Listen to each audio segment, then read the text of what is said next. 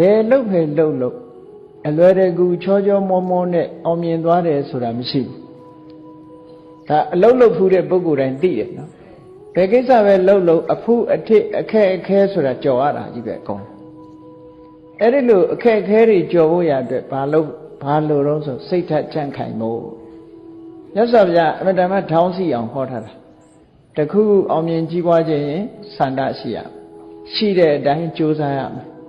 အခက်ခဲတွေ့လာလို့ရှင်စိတ်ဓာတ်ကြံ့ခိုင်ရမယ်ဟောနော်စင်္ဃာဆက်ကတခုနဲ့တခု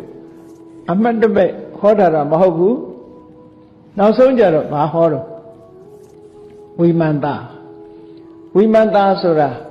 ဘယ်ကိစ္စပဲဖြစ်ဖြစ်စဉ်းစားဉာဏ်လို့ခေါ်တယ် investigation စဉ်းစားတယ်ဘယ်ကိစ္စပဲဖြစ်ဖြစ်သူကနော်စဉ်းစားဉာဏ်နဲ့လုပ်တဲ့အရာတစ်ခုဟာအမှားမရှိဘူးပေါ့